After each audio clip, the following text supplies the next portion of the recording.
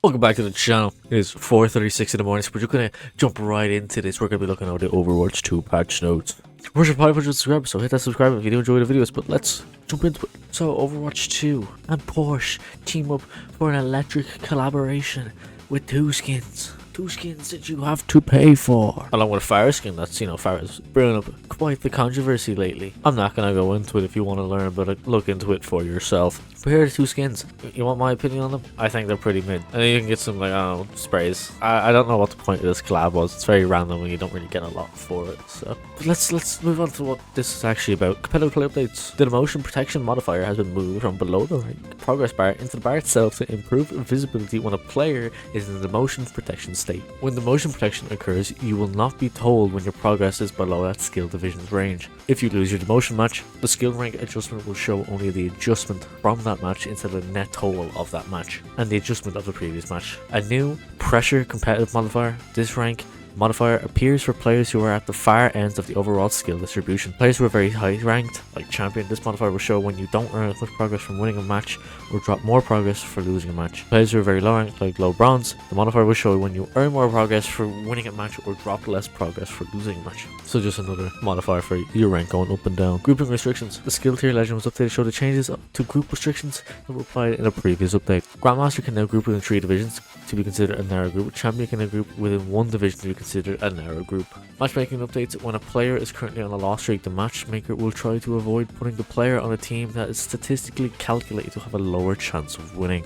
Hero updates. Armor health has been reverted to provide a flat damage reduction of 5 per projectile up to a maximum of 50% damage reduction. Out of combat health regeneration changed from 20 health per second to 10 health per second plus 5% of the maximum health. The tank roll passive. Tanks now have 25 damage reduction against critical headshot damage and the knockback resistance increase from 30% to 50%.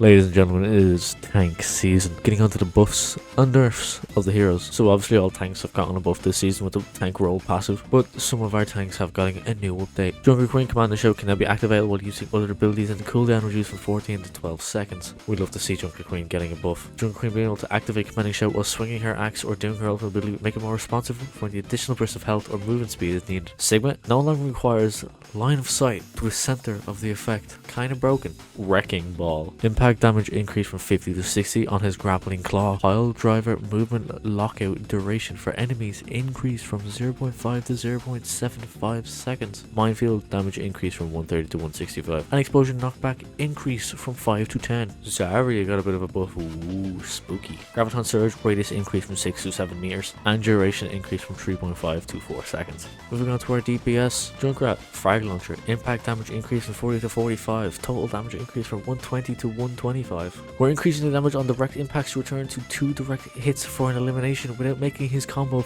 with concussion mine as deadly as before, since that one is much easier to execute. Junkrat is going to be a menace. Echo. Duplicate ultimate game multiplier while transformed increased to 4 to 4.5. Hanzo. Dragon Strike. Speed increased from 12 to 15 meters per second. Is this a buff? The longer you're in Hanzo's ult, the more damage it does, but now the faster it moves by. That's a buff. Or is it? Yeah, it is. But it is. Riggy Rally now resets Shield Bash cooldown upon activation, and that is all the hero changes, my friend.